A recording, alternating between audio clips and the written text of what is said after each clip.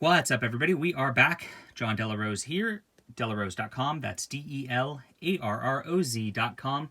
Go and sign up for my newsletter and get free comics. Get updates on my comic releases, of which I have lots, and also on the new videos that come out. This is a new manga called Fly Me to the Moon. It's by Kenjiro Hata, who I have not heard of before, and it is clearly a romance manga. And I bought it just because the cover looked cute. So, and it had a nice description in the back where it actually sounded like it was a supernatural thing, which I'm going to get into a bit. A mysterious girl with strange powers. Is she an alien, a moon goddess, or something else? So you expect there's going to be some weird sci-fi elements to it. You get into it.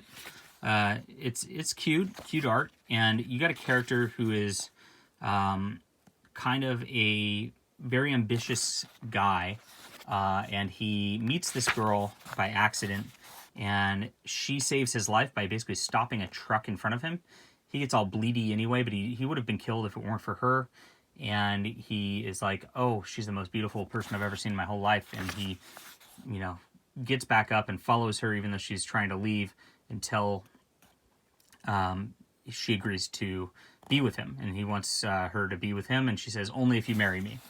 And he says yes in his little hazy stupor, and then she disappears. And so he gets really upset and loses all of his drive in life and all that, kind of lives alone.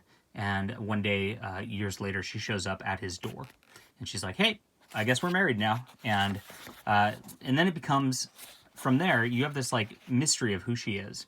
You have this mystery of where her powers of her strength came from, and she kind of healed them. And what is this woman? And from that point forward, it goes completely slice of life. So you've got signing marriage papers, you've got buying a futon together, you've got buying clothes and shopping, and of course lots of should I hold her hand sort of drama moments. I gotta say, they get married first before they hold hands, so there's no degeneracy here. So it's kind of refreshing. We get a nice wholesome relationship out of the course of this.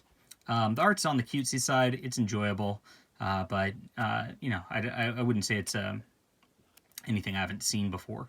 So it was a cute storyline. I got really invested in the characters. I think the contrast between the two characters is really good. That she is so strange and so reserved, and yet she's very competent in what she knows and what she wants. And yet he is very, I guess, the generic male in these situations who's kind of gonna have the nosebleeds and fawn over the girl, right?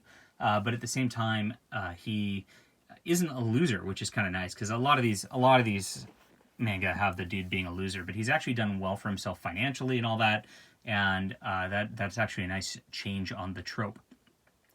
Now it does start out with the high school trope. He's in high school, of course, but once it does that little time jump after the first chapter or so, they're out of high school, so that's also kind of nice as well. Now she, I believe, I saw some bios in the back, and he's 16. She's 16. He's 18. So maybe it'll get back into her joining a high school or something later. I don't know.